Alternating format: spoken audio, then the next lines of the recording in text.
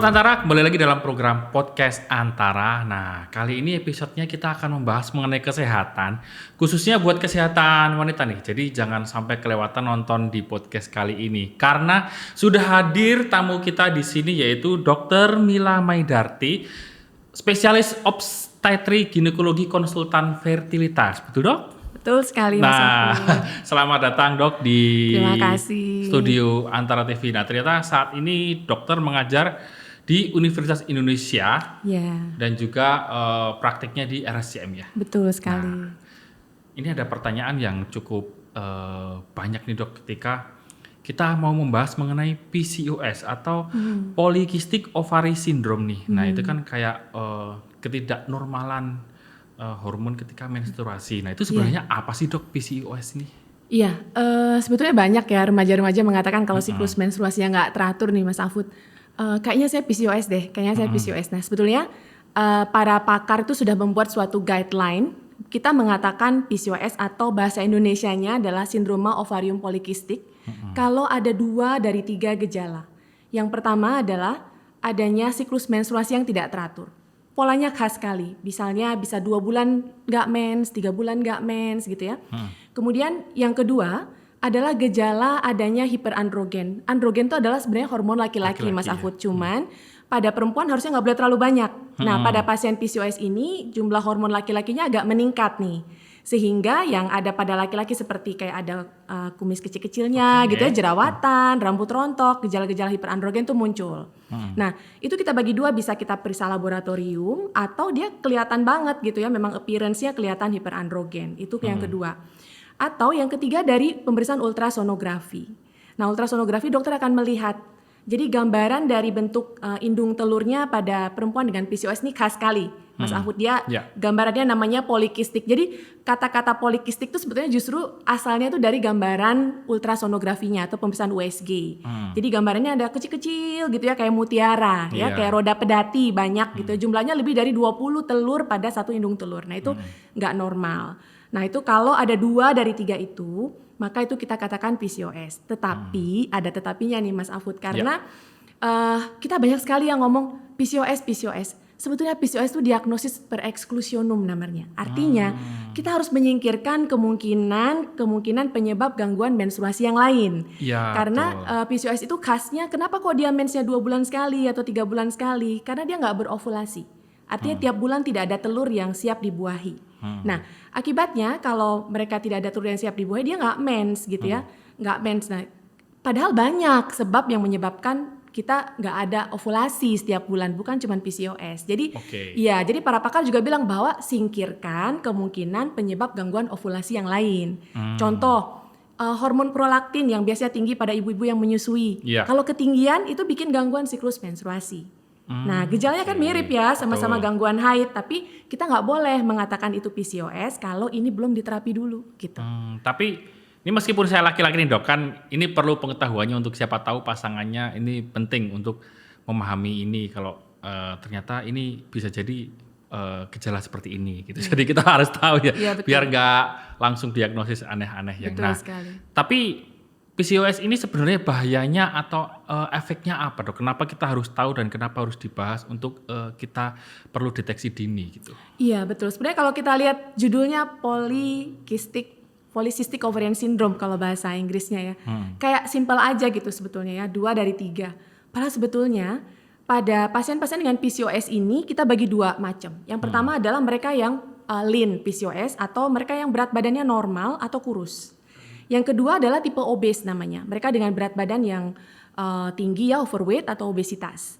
Nah, sehingga pada pasien-pasien yang terutama yang obesitas ya, mereka bisa terjadi gangguan sindroma metabolik. Jadi bisa kolesterolnya tinggi, tekanan darah meningkat ya. Kemudian belum lagi karena adanya resistensi insulin. Jadi hormon insulinnya itu nggak bisa cepat turun. Sehingga kayak orang diabetes tapi nggak diabetes gitu ya. Hormon insulin cenderung tinggi. Nah, kalau terjadi resistensi insulin ini, maka ada risiko di kemudian hari mereka akan berkembang menjadi diabetes. Yang kedua. Yang ketiga, siklus menstruasinya kan tidak teratur. Betul. Ketika siklus menstruasi kita tidak teratur, kita tidak berovulasi, maka tidak ada hormon yang namanya progesteron yang keluar. Nah, kalau hormon progesteron itu nggak keluar, kita nggak akan menstruasi, Mas Afud. Oke. Nah, akibatnya bulan ini kita nggak mens, hormon yang dominan adalah hormon estrogen. Padahal hormon estrogen itu sangat berkaitan dengan pertumbuhan sel yang cepat. Nah, akibatnya kalau kita biarkan terus-menerus, maka risikonya adalah kanker endometrium. Oh gitu. Betul sekali. Jadi sindrom metabolik itu sampai ke penyakit kardiovaskuler kalau nggak diobatin ya. Belum lagi body image ya, kalau anak-anak remaja ya dengan berat badan yang tinggi ya, resistensi insulin, belum lagi gangguan mood ya. Nah, itu yang kadang betul kurang sekali. dipahami karena Iya. kok mood swing Cepet gitu, marah ya? mental dan sebagainya. Iya.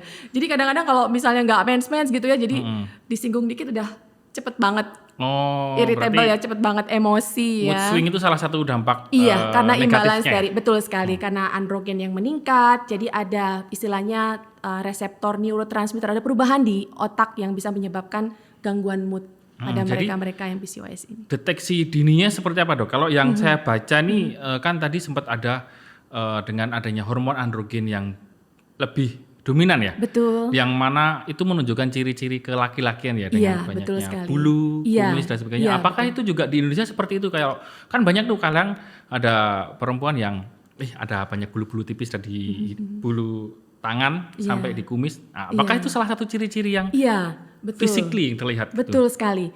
Cuman masalahnya adalah di Indonesia justru phenotype. Jadi phenotype itu adalah karakteristik yang kelihatan ya dari orang-orang PCOS ini yang hiperandrogen itu sebenarnya nggak banyak, Mas Afud. Nah, dari penelitian yang kami lakukan di RSCM itu ternyata hanya 4,2% saja. Nah, sedangkan 60% lebih itu mereka yang tanpa hiperandrogen. Nah, jadi tidak selalu pasien PCOS itu datang dengan jerawatan, rambut rontok, pertumbuhan rambut-rambut yang abnormal ya, maksudnya di kumis gitu-gitu ya, nggak selalu seperti itu.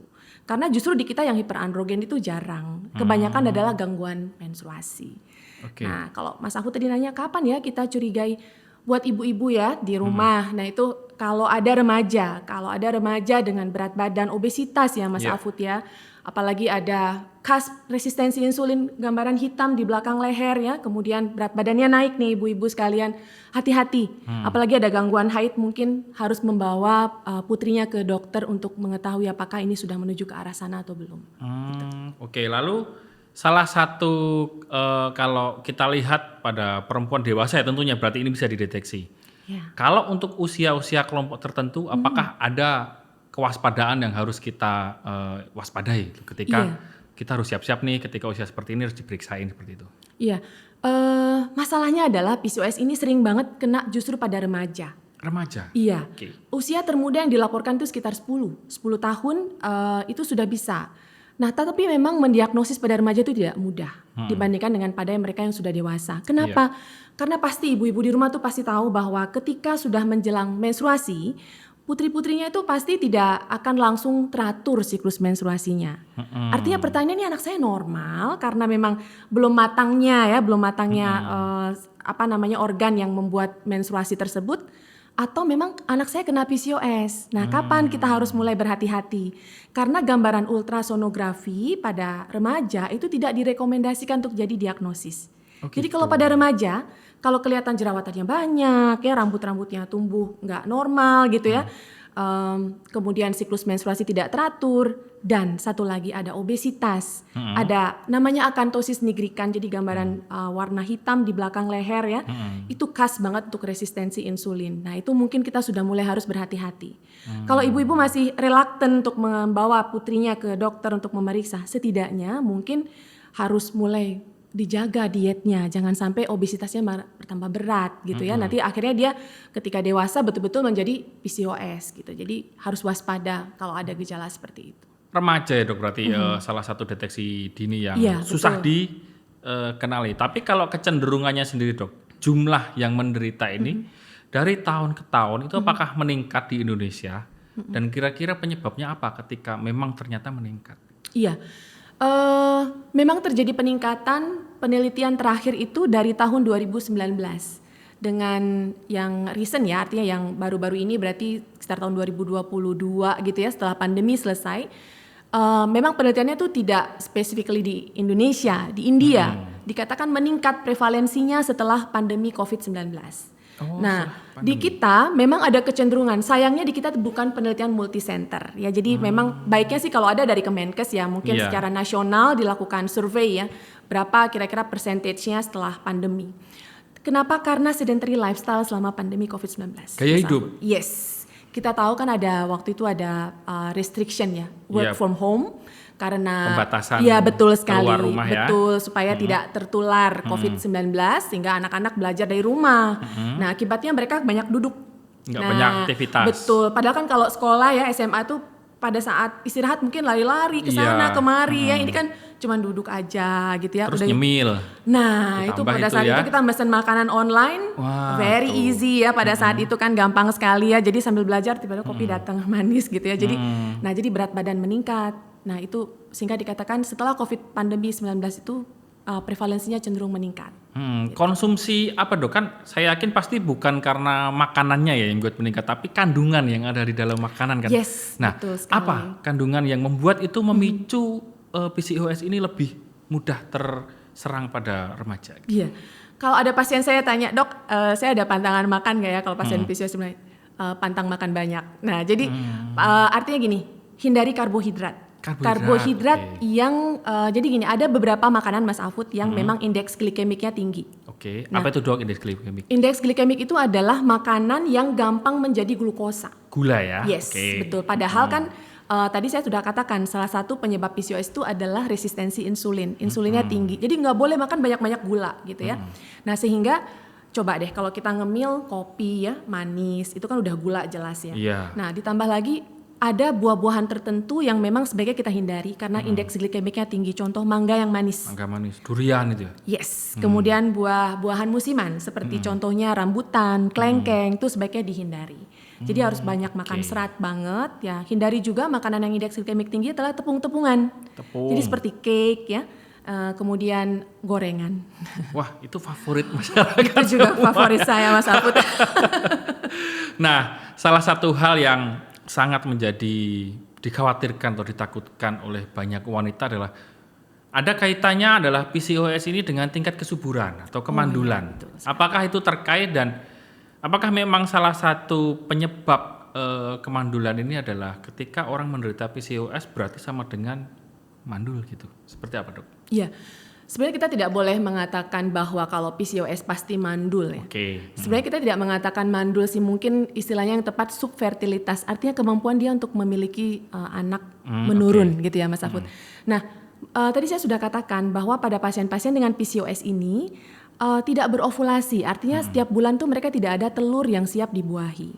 Otomatis kan kalau nggak ada telur yang siap dibuahi ya pasti resikonya dia terjadi subfertilitas atau kemampuannya untuk memiliki keturunan berkurang ya Mas ya.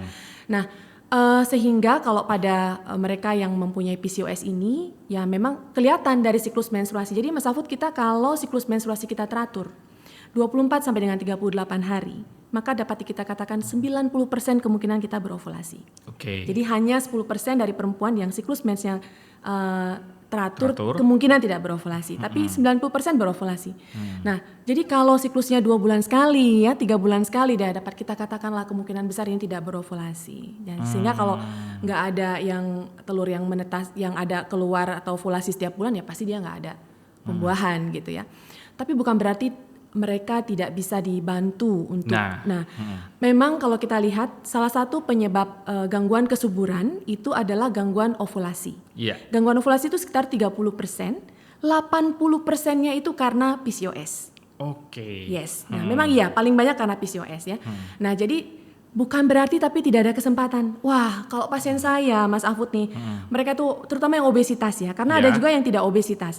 Yang obesitas saya nggak ngapa-ngapain, cuman kirim ke dokter gizi aja. Asal saluran tuba atau saluran telurnya cukup baik, tidak ada sumbatan. Kemudian sperma suami cukup baik, saya cuman kirim ke dokter gizi untuk lifestyle modification, olahraga teratur. Mereka kembali sudah hamil. Berarti artinya sebenarnya ini masih ada bisa ditindaklanjuti atau ditangani dengan pola makanan aja ya? Yes, betul Ketika sekali. istilahnya penderita PCOS ini pengen program hamil atau seperti pengen menghilangkan ketakutan itu dan untuk menurunkan penderita gejala ini, cukup dengan pola hidup aja atau seperti apa dok? Iya, Kita kalau ada pasien datang, misalnya kita lihat saluran telurnya nggak ada masalah. Jadi basic investigation-nya tuh ada 3. Yang pertama dokter meyakinkan bahwa ini pasien ovulasi atau tidak. Cuman dengan pertanyaan siklus mensnya teratur atau tidak. Yang kedua, dokter akan memeriksakan semen atau analisis sperma dari suami, analisis semen ya. Jadi air mani dianalisis, kemudian lihat spermanya ada masalah atau tidak. Berkualitas atau tidak ya? Yes, betul. Kemudian yang berikutnya dokter akan meyakinkan apakah ada saluran telur tempat sperma lewat supaya terjadi pembuahan itu intak atau utuh atau tidak ada sumbatan melalui suatu pemeriksaan itu ada atau tidak. Nah, kalau 2 faktor tidak ada masalah, maka tinggal masalah ovulasinya. Nah, ini ada 2 macam tadi saya katakan pasien PCOS. Yang pertama adalah mereka yang obes, artinya memang berat badannya ini ya overweight atau obesitas ya. Satu lagi yang non obes. Nah, pada mereka yang obes, kita bisa katakan sekitar 70-80% mereka resistensi insulin. Jadi sebagian besar resistensi insulin. Artinya insulinnya tinggi sekali. Nah, insulin ini yang berkaitan dengan hiperandrogen, akhirnya tidak berovulasi gitu ya. Nah, sedangkan yang tidak obes atau yang tipe tidak obes itu tipe lean namanya, itu mereka cuma 20% aja yang resistensi insulin. Kesimpulannya, dua-duanya tetap harus lifestyle modification. Lifestyle. Betul, karena kurus, Mas Afud tuh kurus belum tentu dia betul-betul kurus, karena yang bermasalah itu adalah visceral fat. Apa itu visceral fat? Adalah fat yang ada dalam dekat usus, dekat lambung, yang di dalam perut yang nggak kelihatan. Nah, kadang-kadang visceral fatnya yang tinggi. Nah, sehingga dua-dua macam ini harus tetap lifestyle modification. Berapa lama kita beri waktu? 3 bulan. 3 bulan. Iya, selalu kalau mereka datang kita nggak pernah langsung mulai program, kita berikan waktu untuk lifestyle modification selama 3 bulan, penurunan berat badan nggak sampai kurus kok Mas, cuman 5 sampai dengan 10% aja. Ada salah satu mungkin alternatifnya yaitu detox rahim. Nah itu apa itu dok sebenarnya kaitan dan istilah itu? Sebetulnya itu istilah yang digunakan untuk meminum semacam ramuan ya. Ramuan tradisional yang kayak ketumbar ya, kemudian jahe. Yang herbal tadi itu ya? Iya, kemudian kayu manis ya. Nggak salah sih Mas, dikatakan bahwa itu akan meningkatkan kemungkinan kita menjadi lebih subur. Ya mungkin aja, kenapa? Karena isinya ada vitamin C, ada vitamin E, ada antioksidannya. Dia akan memperbaiki resistensi insulin seperti tadi kalau kayu manis ya contohnya. Nah, vitamin C, vitamin E itu semua antioksidan. Bahkan ada yang mengandung magnesium. Nah, pada pasien PCOS dikatakan mereka terjadi subklinis. Subklinis itu artinya nggak kelihatan. Magnesiumnya rendah. Zincnya rendah. Nah, sehingga ibu-ibu tuh mungkin udah mulai ya, anak-anak tuh diberikan suplementasi seperti magnesium, zinc, atau ya memang dari ketumbar contohnya. Atau mungkin dari jahe. Itu selain vitamin C itu juga ada magnesium yang mungkin dapat kita ambil dari situ gitu. Ya mungkin cuman masalahnya kita mau minum berapa kali gitu ya. Jadi yang dimaksud dengan detox rahim itu sebetulnya mengkonsumsi herbal yang bisa kayak membersihkan karena dia mengandung antioksidan sih Mas terutama. Secara medis sebenarnya detox rahim ini memang diakui ya atau diakui mungkin enggak karena evidence base-nya enggak ada. Tapi kalau ada yang ingin melakukan nggak salah, cuman jangan jadi jalan satu-satunya. Gitu. Lalu ketika nih dok kita pengen membuat istilahnya optimisme ya, semangat optimisme bagi para perempuan. Apa yang harus dilakukan ketika perempuan itu tahu dia menderita PCOS itu? Baik bagi perempuannya maupun suaminya ketika mungkin sebagai pasangannya lah ya, untuk mendukung yang pasti kan mood swing dan sebagainya tuh bisa mungkin komunikasinya mungkin bisa jadi terganggu atau apa. Nah, apa yang harus dilakukan ketika ternyata si istri ini atau si wanita ini menderita PCOS itu? Iya. Pertama kalau suami ya Mas Afud ya, be patient pasti harus sabar gitu ya menghadapi permasalahannya. Apalagi kalau misalnya belum punya anak gitu ya, stres juga tuh. Apalagi buat istri loh, belum lagi kalau mertua nanya ya gitu. Nah, jadi sosiokulturnya. Iya, betul ya, mertua nanya, orang tua. Jadi kadang-kadang jadi dilema juga sehingga kita harus memberikan sebagai suami sih harus memberikan support buat istri ya. Nah, apa yang bisa dilakukan kalau pasien saya, biasanya saya berikan motivasi itu dengan nggak pingin nakut-nakutin sih Mas. Cuman kadang-kadang pasien tuh kalau tahu konsekuensinya, mereka kan sungguh-sungguh gitu ya untuk menurunkan berat badan. Oh saya ini bukan cuma masalah sulit punya anak loh, tapi resikonya sampai kanker endometrium loh. Nah, jadi motivasinya naik tuh pasien tuh. Nah sehingga olahraga rutin. Nah tapi kalau kita ingin meningkatkan awareness kita udah curiga nih ya, belum ke dokter, kita curiga kayaknya saya PCOS nih, siklus menstruasi saya nggak teratur, berat badan saya kok naik terus gitu ya. Maka yang bisa dilakukan olahraga. Olahraga itu akan meningkatkan endorfin, memperbaiki mood Mas Afud. Jadi banyak pasien-pasien yang olahraga aja dan mengurangi makan karbohidrat tuh mood swingnya membaik ya.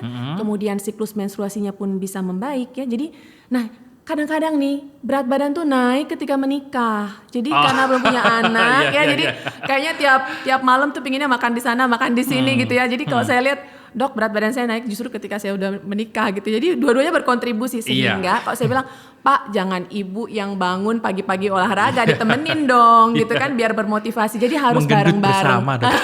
Biasanya bahasanya Itu mereka bilangnya gitu, kita menggendut bersama dok. Nah itu yang harus diberikan awareness ya Iya, buat betul. masyarakat ya. Artinya suami tuh harus fully support ya. Betul. Artinya olahraga tuh jangan sendiri, harus ditemenin gitu ya. Jadi lari pagi jangan suaminya tidur, istrinya lari pagi gitu ya.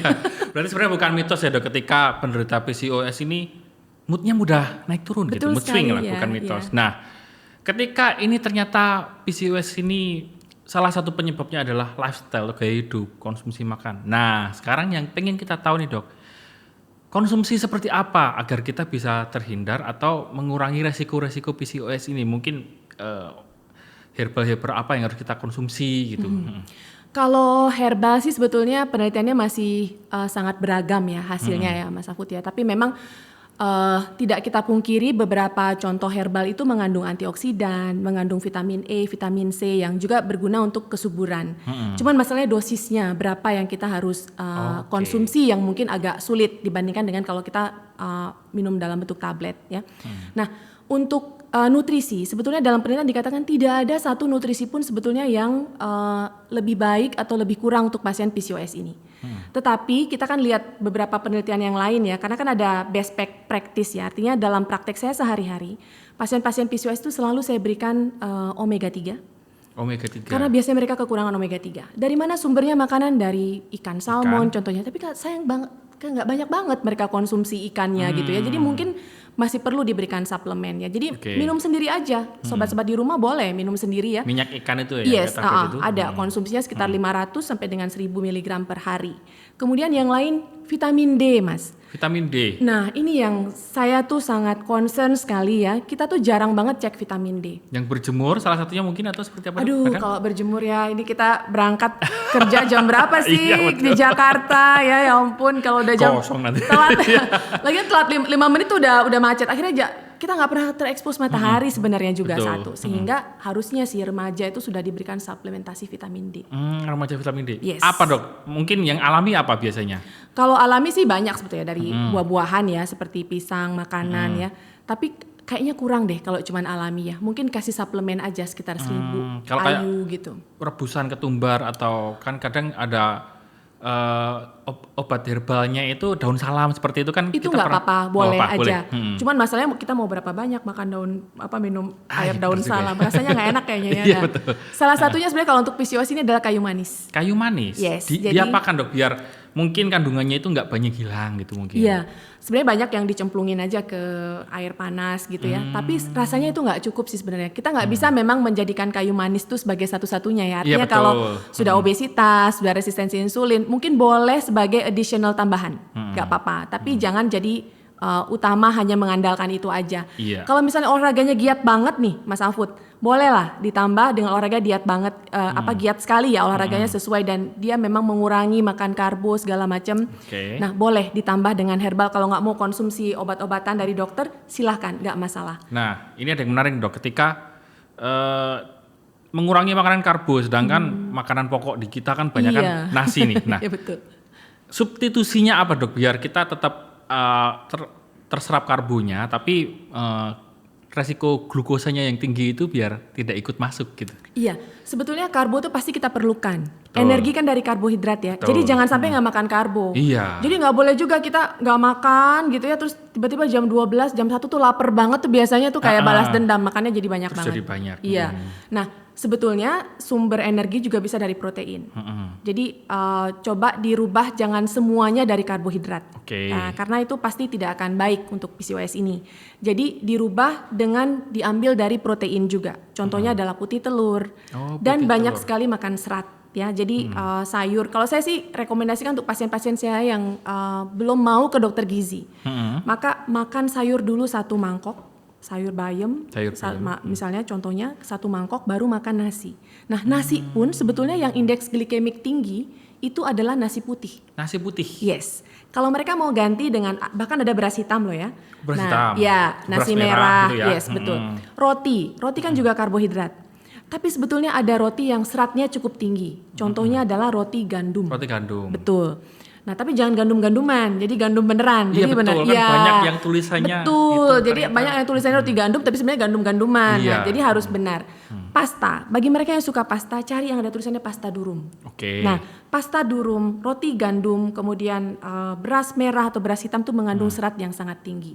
Jadi mereka karbohidrat, tetapi indeks glikemiknya tidak setinggi nasi putih atau roti putih.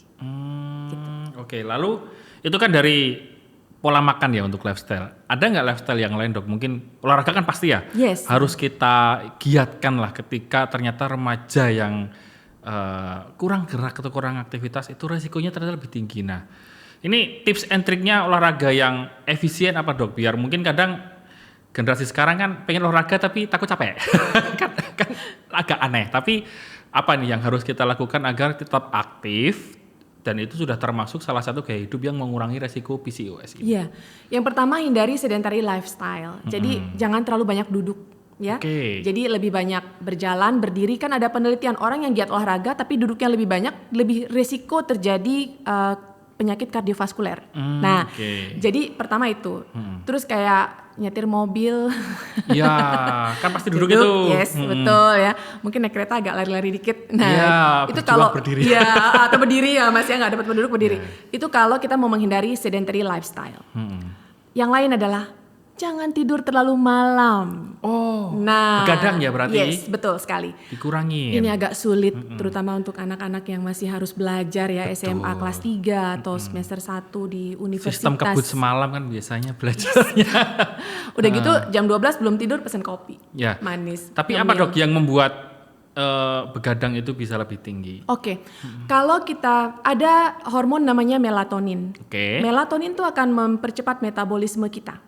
Nah, melatonin itu akan diproduksi antara jam 10 sampai jam 2 pagi. Oke. Hanya kalau kita deep sleep. Deep sleep. Ketika tidurnya nyenyak ya. Yes, betul sekali. Sehingga kalau jam segitu kita begadang, ya melatonin nggak keluar, metabolisme kita melambat. Jadi kalau kita sering begadang, berat badan kita akan cepat naik. Oke. Nah, apa yang bisa dilakukan? Nih adik-adik kalau masih aktif belajar nih di rumah ya, ibu-ibu sekalian. Jadi dirubah polanya. Jam 10 suruh mereka tidur, jam 2 pagi bangun. Dirubah jamnya. Minimal sholat tahajud lah ya. Nah, sekalian sholat malam tahajud, nih. betul. Nah gitu. Terus olahraga pun sebetulnya kita nggak minta mereka eksesif ya, artinya berat sekali olahraganya sebenarnya nggak harus seperti itu. Kita cuma minta 20 menit aja sehari cukup. Gitu ya. Untuk Jadi olahraganya ya? Yes, betul sekali ya. Jadi boleh jalan cepat, tergantung. Kalau masih sangat obes mungkin jalan cepat dulu. Tapi kalau nggak terlalu obes, normal-normal aja, ya lari pagi lah Mas gitu ya, sekitar 20-30 menit lah. Cuman itu aja, kalau dibuat reguler itu insya Allah badan juga lebih enak, nggak gampang kena flu ya. Nah cuman ya memang mager sih kadang anak-anak gitu ya. Artinya kalau itu nggak bisa ya mungkin sedentary lifestyle-nya harus dihindari. Jangan banyak ngemil. Itu dia. Nah itu enak soalnya. Ya bilangnya kan saya nggak banyak makan kok. Ya nggak makan tapi Tapi nyemilnya Betul banyak. sekali ya. Tadi ada salah satu hal yang menarik ketika salah satu penyebab PCOS ini adalah gaya hidup. Iya. Dan yang kedua adalah genetika. Nah, berarti apakah ketika seorang ibu itu menderita PCOS, lalu berarti anak perempuannya itu cenderung lebih tinggi resikonya karena ada carrier tadi ya, si ibunya membawa ini. Iya. Itu seperti apa dok? Lalu gimana kalau memang ibunya itu ternyata pernah menderita PCOS, biar resikonya ini lebih minim ke anak perempuannya? Gitu. Iya, sebetulnya PCOS itu adalah penyakit yang terjadi karena multifaktorial. Oke. Nah, multifaktorial itu berarti bahwa ada komponen genetik di situ, Nah, tuh. tapi ada komponen lingkungan. Nah, artinya kalau dia ada faktor genetik, tapi lifestyle-nya oke, maka dia tidak akan menjadi PCOS. Tapi betul memang banyak yang, oh saya dulu juga siklus mensnya kayak gini dok. Saya juga dulu hamilnya sulit gitu ya. Saya juga dulu pakai program. Saya dulu juga 10 tahun baru hamil. Iya. Siklus menstruasi saya juga kayak anak saya sama gitu. Polanya sama. Iya. Saya beberapa mendapatkan keluarga yang ibunya begitu, anaknya perempuan begitu juga.